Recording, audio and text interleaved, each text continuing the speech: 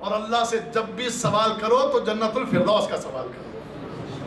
جب بھی اللہ سے مانگو تو کیا مانگو؟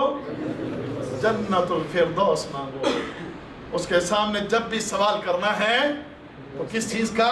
جنت الفردوس کا. یہ جنت کے درجات ہیں. اللہ ہمیں وہ بلند ترین جنت عطا فرمائے. ملے گی کیسے؟ کیسے ملے گی؟ یہ جو ٹوٹی پھوٹی زندگی بسر ہو رہی ہے اسی طرح مل جائے گی. فرمایا اعدت للمتقین، کن کے لیے تیار کی گئی ہے؟ کن کے لیے تیار کی گئی ہے؟ بناوٹی مسلمانوں کے لیے، نقلی مسلمانوں کے لیے، بے دین جاہل مسلمانوں کے لیے. ہائے ہائے ہائے، یہی تو مسئلہ ہے ہمارا.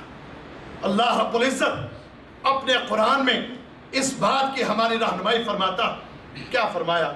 اللہ رب العزت فرماتے ہیں کہ وَمَا أَمْوَالُكُمْ وَلَا أَوْلَادُكُمْ بِالَّتِي تُقَرِّبُكُمْ عِنْدَنَا زُلْفَىٰ.